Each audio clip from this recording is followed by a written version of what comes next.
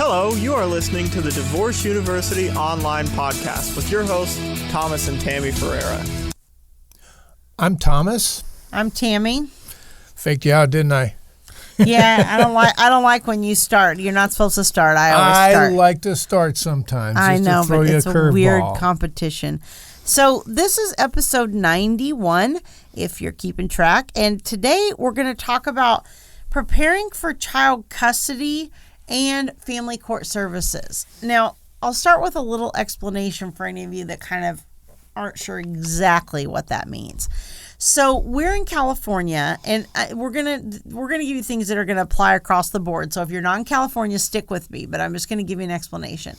We're in California, and in California, we have, when there is a custody issue and the parents are in disagreement, we have sort of a social worker arm of the court that's called family court services.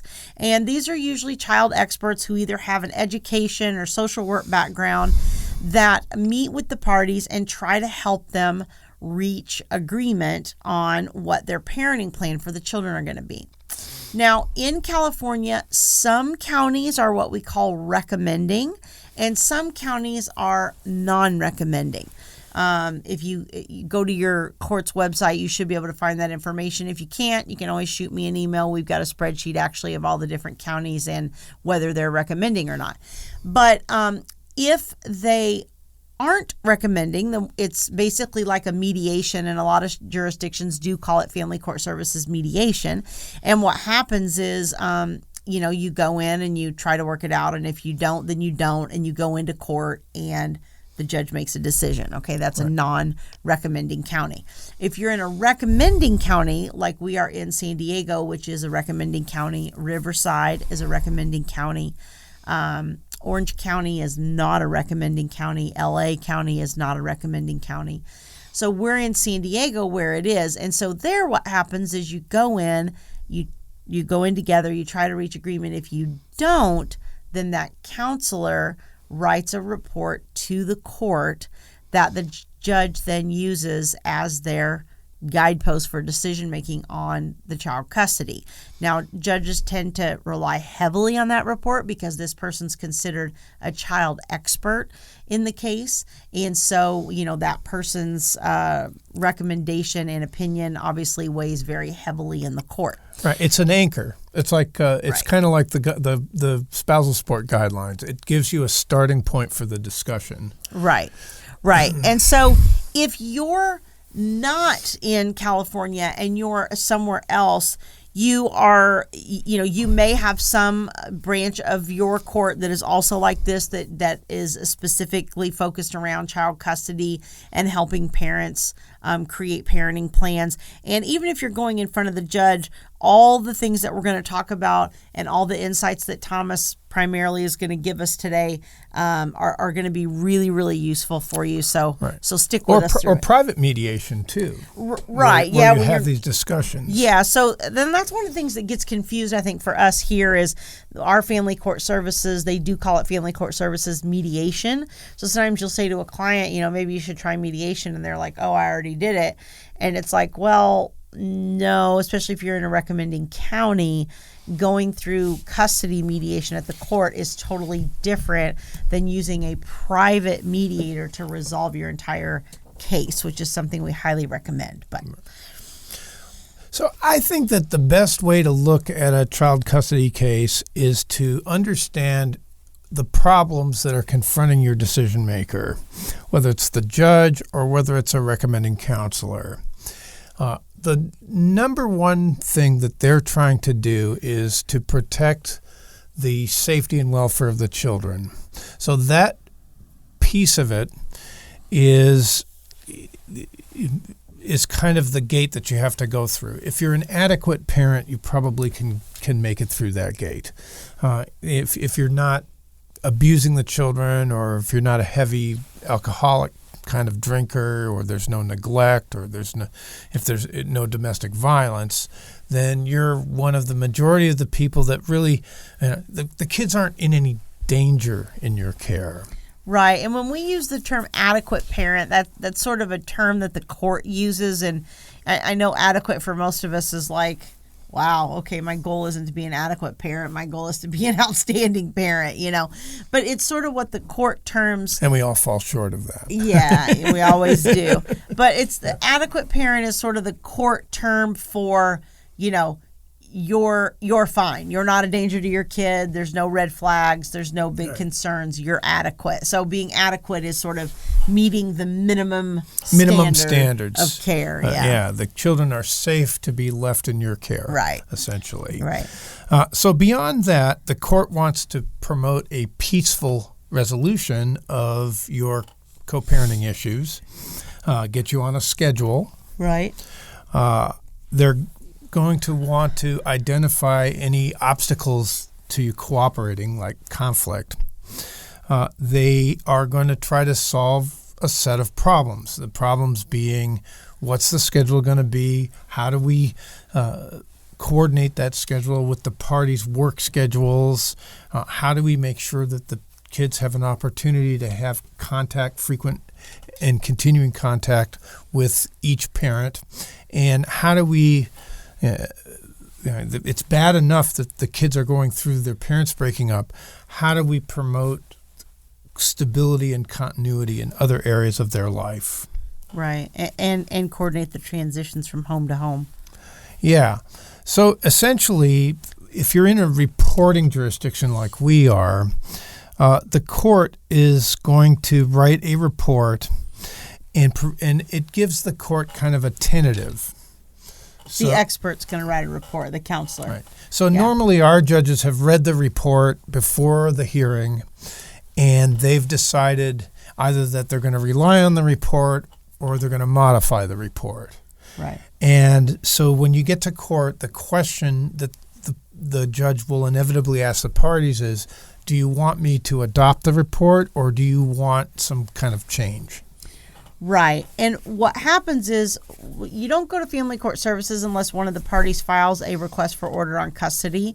And if one of the parties files a motion on custody, that's when you'll be sent to family court services. And the report generated often takes several weeks. So, you might have family court services 1 month, and then your hearing might be 2 months later, but you might not get the report till the week before. I mean, we've even had circumstances where the court called us and said you can pick it up the day of because they didn't get it done in time to send it out. Mm-hmm. So it depends on the counselors and the time frame and all that, but I just don't want you to be thinking it's unusual if you haven't received a report and your court date is getting closer, but that report is going to contain that tentative decision from the expert.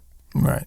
But it's important to understand, too, that this counselor, this mediator or this recommending counselor is what I call an O-wise one.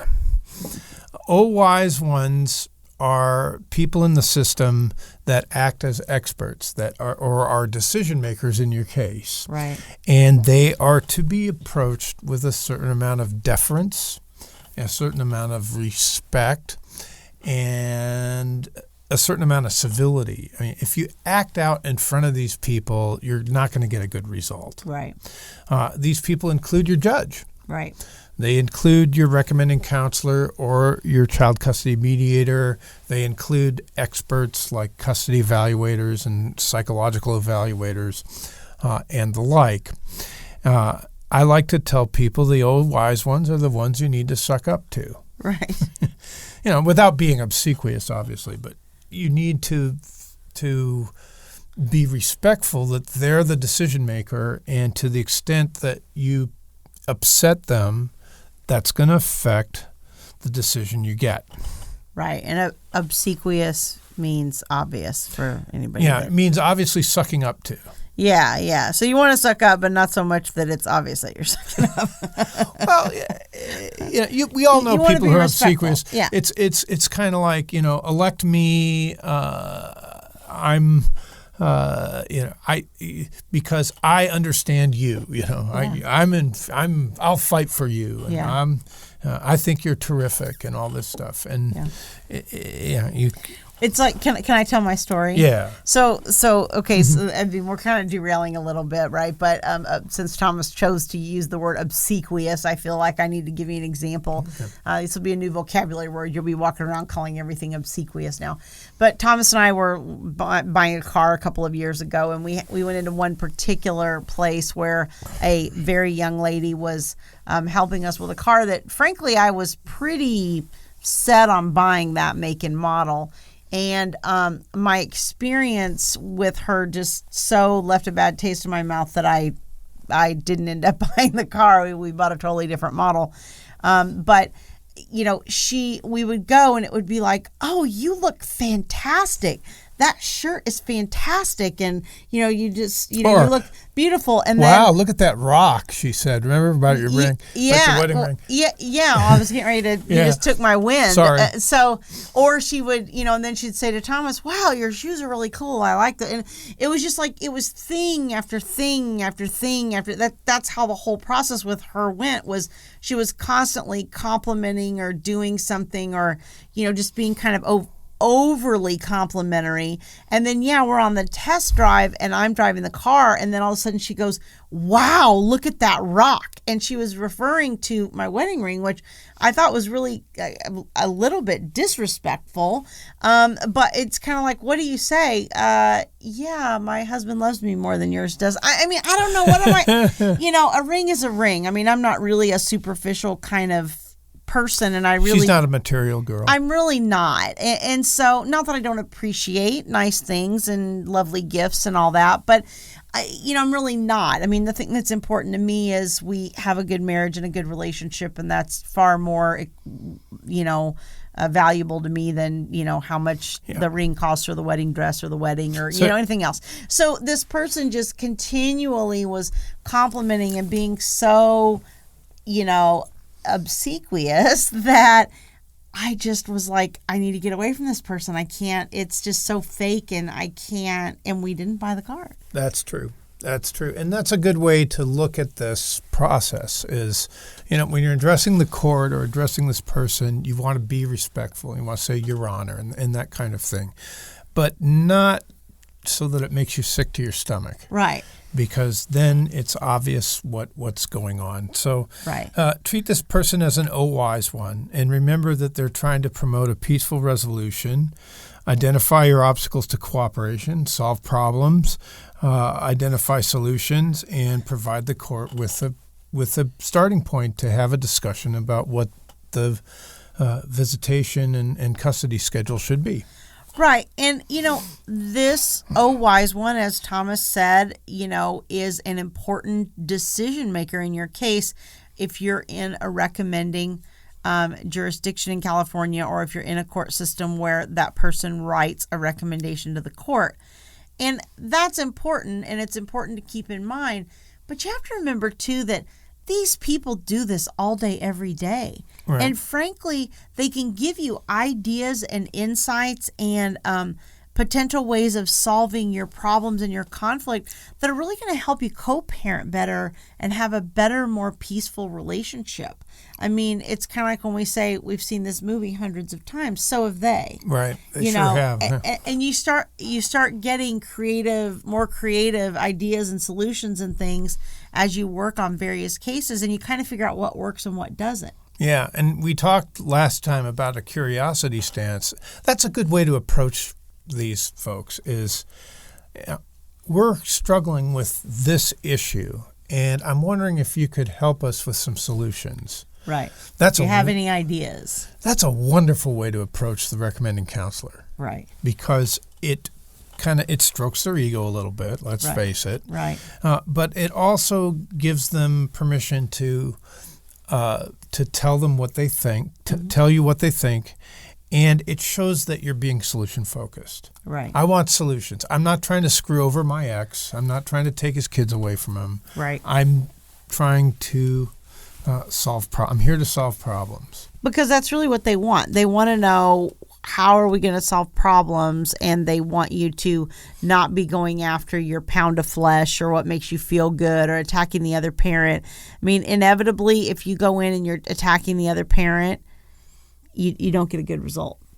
True. You know, but at the same time, I want to be clear, because sometimes this is what happens when we say that to people. People go in and pull their punches. Right. So if you have somebody who is an alcoholic, or you suspect is, or whatever, you have to address that. I mean, you can't like let that go, but there are specific ways of addressing those concerns that aren't in an attacking way. Right. It's kind of like we talked about, I don't know, in the last episode or one before, where, you know, you're trying to reframe the problem in more neutral terms. You know, you might say something like, if your concern is the other parent drinking, you can say, well, I'm concerned because during the marriage, this person drank X number of drinks, and there are times that they have come to pick the children up and I thought I smelled alcohol, and I'm concerned because I don't know if they're addressing their problem or if there's some potential risk to the children. You know, that's a lot different than saying, well, they've always been an alcoholic. They drank during the whole marriage, and that's all they're doing now. And they're never sober when they pick the kids up, and they blah blah blah blah. You know, like coming after them in that manner says it's about them. Right. But saying, you know, I'm worried because I'm sending my kids with this person, and here's what I'm observing, and giving them the specific observations that you have, as opposed to telling them what the issue is. Oh, the issue is they're an alcoholic. Well, you don't have the expertise to diagnose them as an alcoholic, but you do have the credibility to be able to say they drank X number of drinks during the marriage, because I saw that with my own two eyes. They smelled like alcohol the last time they picked the children up, because I smell that with my own nose. So reporting your own observations. You didn't smell that with your own eyes? No, I hope not. That's funny. That's what I thought you were going to say. But you know, reporting your observations is much more credible than reporting what you think the conclusions are. Right. And understand who these folks are. They're people that generally have a master's level education in either social work, psychology, or in some cases even education. Right. And they're people who believe in the standard interventions like the 12 steps. Right. So if they think you're an alcoholic, it's good not to reject 12-step orthodoxy because they believe in it. Right. But in general, it's almost like winning in therapy. Right. And the way to win in therapy is to be focused on problem solving and not be focused on trying to fix or change the other person. Right. I know you had a client many years ago who essentially didn't believe that he was an alcoholic, and the court thought he did. Yeah. And you kind of had to have this conversation of, look, whether you think you are or not, the court's decided that you are. And so the way to get your parenting time is to address the court's concerns through completing a 12-step or whatever that looks like. Yeah, I mean, sometimes if you're on the other end of that, your best course of action is to throw yourself on the mercy of the court. And I saw a guy, it was the day before yesterday when I was in court. I was waiting for my case to get started. And this self-represented guy, it was in front of Commissioner Wood. And not Commissioner now, Judge Wood. Right. And this guy said, you know, I understand that I have a problem with alcohol, and I'm taking steps to address it. And I almost wanted to stand up and start clapping, because what people want to do is they want to avoid their issues. They want to defend themselves. They want to paper over these rough spots, and sometimes that's indicated. Don't get me wrong. Yeah. But if you've got a couple DUIs and alcohol or drugs has been an issue in the past, it's often better not to run away from that, but to address it squarely and say, a good thing to say if that's in your past is, my sobriety date is October 23rd, 2015. Right. So I have 5 years of sobriety, and I go to one meeting every week, and and if you do that, the alcohol stops being an issue right there. Right. It's kind of like people that have restraining orders. Like one of the big things you can do is take anger management or take the batterers program or whatever. And whether you think that restraining order was deserved or not, if you're showing the court that you're doing things to try to correct the problem, then that's when you're parenting, and that's usually when it's an issue, is when there's parenting, because it's preventing you from seeing your kids or having reduced time.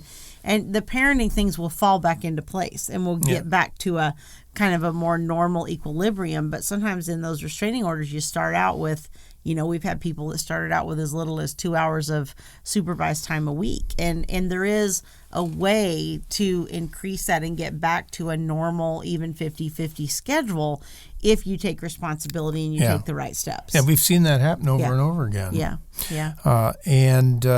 So what Tammy's saying before, don't pull your punches, it doesn't mean attacking the other party. It means expressing your concerns about what's going on in their world in a child-focused way. Right. I'm concerned that the kids are not being supervised properly. I drove by the other day and they were playing in the street. Right. So that's a legitimate concern. Right. Not he's an idiot, but this, I have this concern. Right. And even if he word. is an idiot, don't present it that way. That's my recommendation. Because you have to understand that when you are in these reporting jurisdictions, or in jurisdictions where this person's going to, write a report to the court, that's essentially what reporting jurisdiction means. A lot of times your case is won and lost right there. I mean, Thomas often said this is where the chili meets the cheese. That's his favorite phrase about family court services, because that report can be difficult to. Yeah, is that I like a chili. I want a chili dog now. That's why you're using food analogies. But that's why these things can be so difficult, is because there's so much at stake. And you have to be careful how you're presenting this, because, you're going to you might be able to get little tweaks out of the court from what that report says. But really, like you said, it's the anchor. It's the thing that's going to weight it all. And so we have people sometimes who will come in after they've had family court services. And let me just tell you that if you are preparing for this, you need to get educated. You need to get some, we do prep for it. Thomas does prep for clients and coaches them prior to it. There are many people in California that do that service, but you don't want to go into this cold. Yeah, you want to get some prep, because this is the anchor. And we've had people that have come out of it and who have gotten something like 10% custody, which don't ever use percentages. That's one of the things we teach. We'll go into that. Oh, we are? Okay, sorry, I'm getting ahead of myself. But they come out and they've got 10% custody, and then they make an appointment with Thomas and they say, I've got this FCS report, I've got 10% custody. I want to get 50-50. Can you help me? And it's like, well, no, probably I can't make that miraculous a change at that point. If the recommending counselor is recommending 10%, which is kind of like, I don't know, one Saturday every other week, or something of that nature, and no overnights. Yeah. I mean, it's a pretty small timeshare. There's probably some rationale for that. Right. If you asked for 50-50 and you got one Saturday every other week, then there's something wrong. There's something else there's some other issue that needs to be addressed.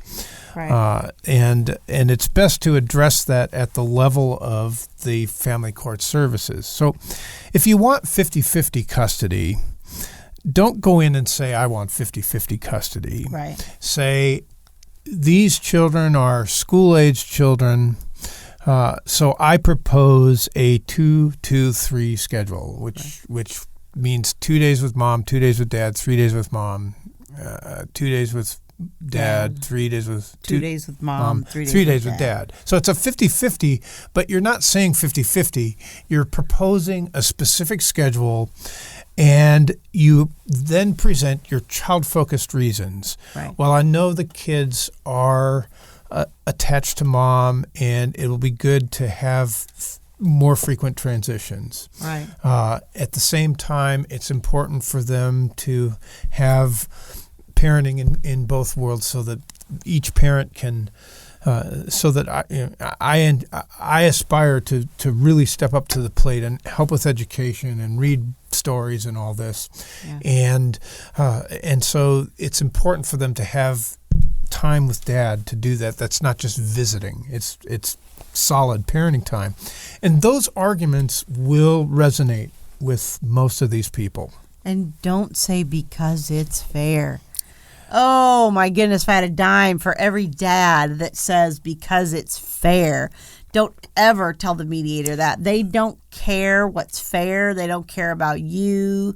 They care about what's best for the kids. Yeah. This person's job is to be child-focused, and what's quote-unquote fair is not coming into the decision, because your children are not used as a mechanism by which to punish or to equalize or to anything else. It is, the only question is what's the best thing for them. Yeah, really, it's a very child-focused procedure. Right. And asking for what's fair. I want 50-50 because it's fair is just not a very strong argument in family court. It's not going to get you anywhere. Right. I mean, I'm a little more direct. Thomas says, it's not a very strong argument. I'm telling you, it will not get you there. Don't use that. It is an argument. I think that all things being equal, the judges want to make a fair decision, but it's not it's very, very low on the priority list of arguments, and so low as to not really be worth mentioning. Well, the judges want to make a fair argument, but at the end of the day, that's not their primary consideration in family law. Right.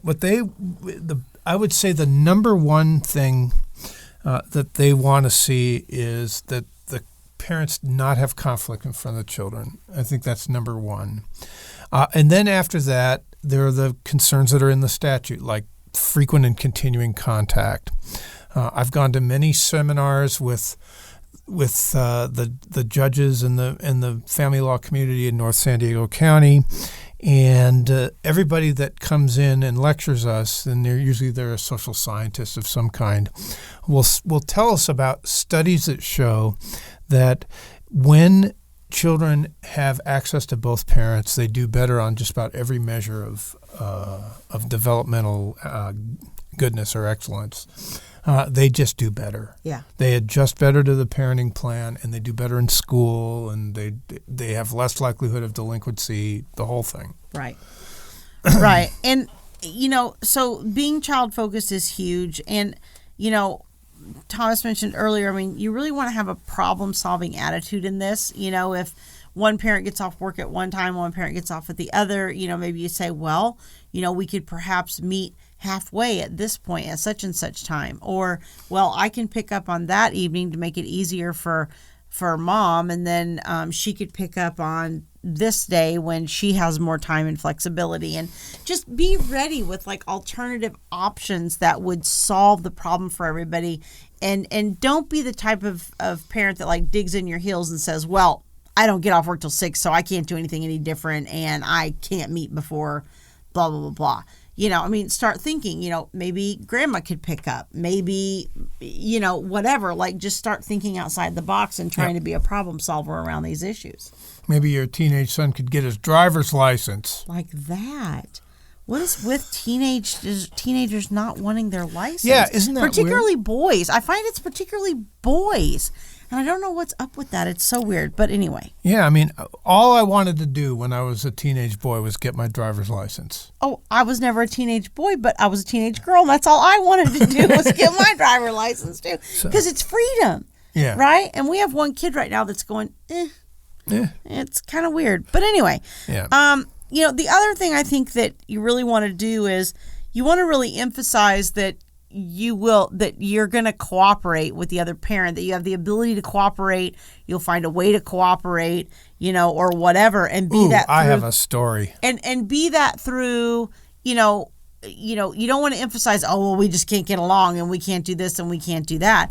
Because if maybe you say, well, we seem to have had a lot of conflict recently, but I think one of the things that would help us cooperate is if we use some sort of program like Talking Parents to facilitate our communication. Again, have a problem-solving approach to that, as opposed to just saying, well, I just can't deal with that parent and I just can't get along with them and that's just how it is. Yeah, when I first was getting my feet wet in this area, I actually had, in a former life, I did insurance defense, and then I got my divorce, and I was before the court, and I think the issue was should the boys go to public school or should they be homeschooled?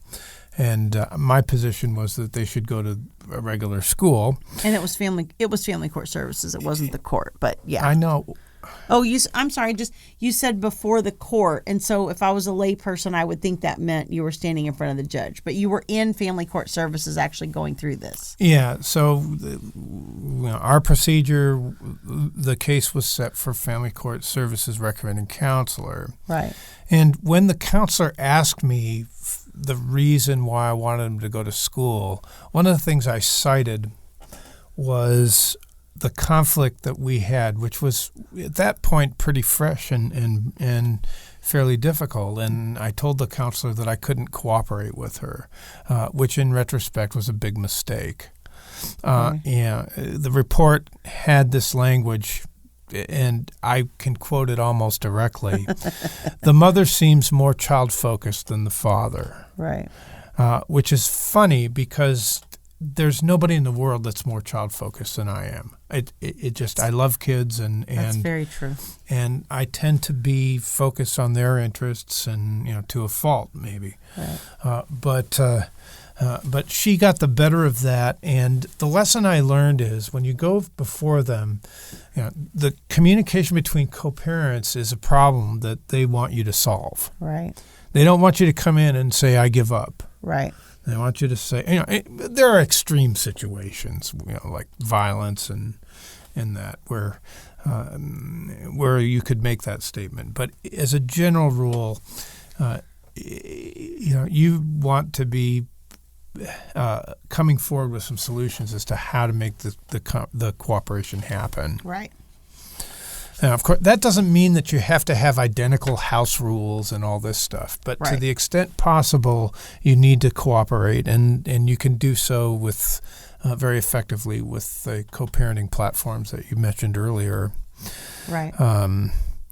Right. And what you always tell people is, when you go into this, people tend to want to tell their whole story. And, honestly, in San Diego where we are, most of the time people are slotted for about 20 minutes. Sometimes if it's really difficult, they'll run over, or you get lucky and the counselor didn't have anything scheduled after you and you get a little extra time. But honestly, you need to plan for about 20 minutes because that could be all that you get. And so you want to be really focused.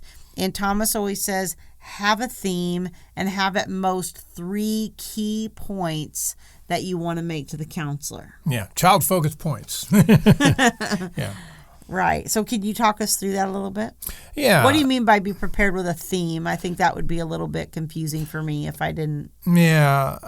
The theme could be anything. It's usually a central concern, such as contact between or it could be that you have a special needs child and you're the primary caregiver, or maybe your theme is that Dad just hasn't stepped up to the plate.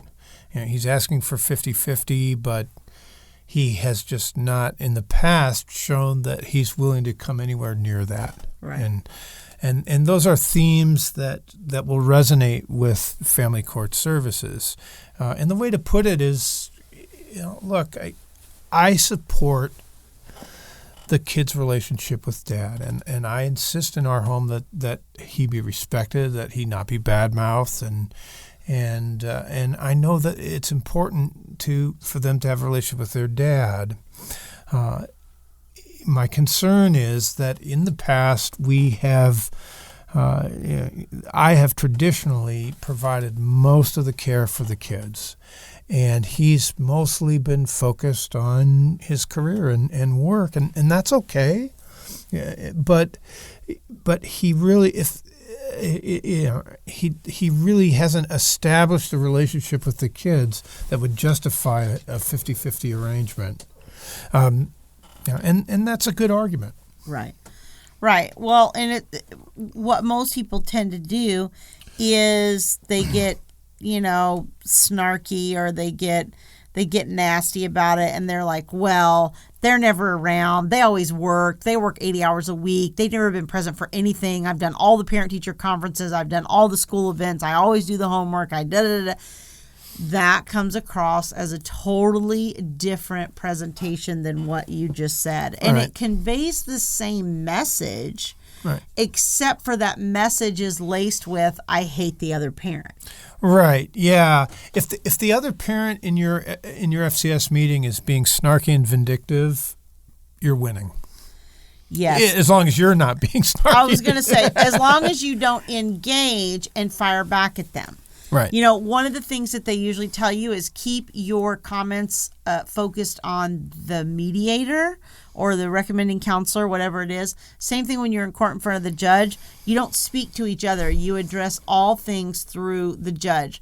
And so honestly, those kind of snarky, nasty comments, like let's say your dad and mom is saying, oh, he's never been around, he's done this, he's done that. If your dad, you might say, Your Honor, or the counselor, ma'am, whatever, wise one. Yeah.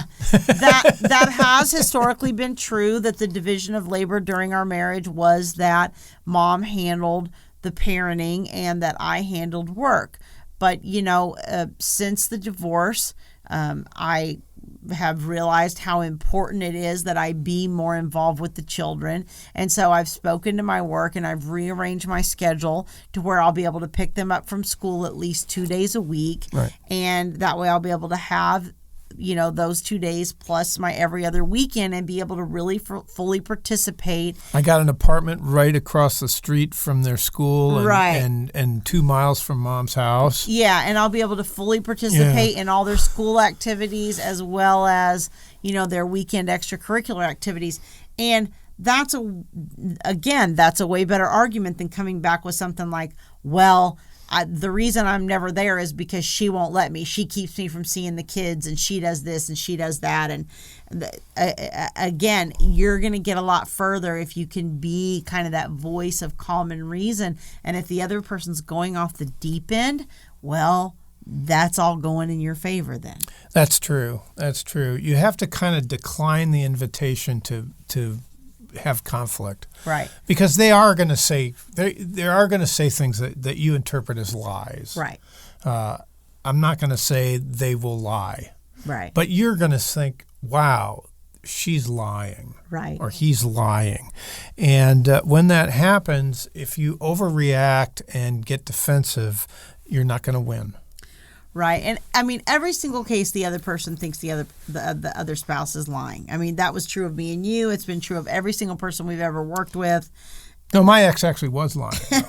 Every time somebody walks in holding a declaration, the first thing they say is, this is just chock full of lies. This is full of lies. Yeah. And the thing is I try to explain to people that it's different interpretations of the same event. It's like when the police ask 2 different people to report on an accident they saw. They report very different things a lot of times, and they saw the same accident. It's not because anybody's lying about what they saw. It's because your brain's interpretation of what happened is different than the other person's, because it's clouded by our own biases and judgments and whatever. So it's not that person is necessarily lying, although sometimes they are, but it's not necessarily that issue. It's more of a thing that their perspective is different than yours. True. Yeah. Right. So we mentioned don't, I'm just going to reiterate a little bit here. Don't ask about percentages. That just to the court, that says you're worried about money, because those percentages are used in calculations for support frequently. And don't talk about what's fair, because that's not child focused. Don't talk about money. Right, and that kind of goes along with the percentage thing, because if you go in and you start asking about child support, our counselors here will tell you they don't deal with that part of it. They only deal with the custody issue, and now you've probably put a bad taste in their mouth because you're asking about money straight off the bat. But it makes you look like, because the child support formula is in part dictated by the child share. Right. So you don't want to convey the impression that you're just trying to maximize your timeshare so that you can get out of support. Right. That's not a good argument. Right. I can categorically say that's a bad argument. Right. I think we covered how to express concerns like alcoholism and neglect. I would just add that if you believe that the children are in danger with the other parent, it's probably time to seek help from child welfare or file what we an ex parte in our courts to emergency hearing for an emergency order to at least get a temporary order of no contact or supervised visits until that problem can be addressed. But make sure you have a solid case, with proof of what's going on before you do that, because it can backfire. Right. But if you're concerned about alcoholism and you're making that argument to limit his parenting time or her parenting time, then addressing it as a child-focused concern is a lot more effective than just accusing the other person of being an alcoholic or diagnosing them or what have you. Right. You want to address these people as wise ones, as people who are experts and can really either help or hurt your case. And you want to make sure that you come in with an open mind and a problem-solving focus when you go in. Right. I go into a lot more detail in my ebook. And I want to say real quick, honestly, if you have this on deck and it's coming up, you need to get some kind of coaching in advance, even if it's just, sometimes it's as small as a half hour with Thomas, but a lot of places have, flat fee or do different things, but get some sort of expert help, coaching, input. We both do coaching services. I do divorce coaching, but you need some sort of coaching or prep before you go in for this meeting, because honestly, if you're in a recommending jurisdiction, this can make or break your case, what comes out in this report. And it's all, it's very, very, very difficult to have significant change in that report after the fact. It's much, much easier to get coaching up front, to present things in an effective manner to be able to get the result you want to start with. Yeah, and the results that I see are noticeably different when the person has been prepped for their session. Right. So one of the things we have for you today is Thomas's ebook on family court services. Now, this again is more focused in the recommending jurisdictions in California.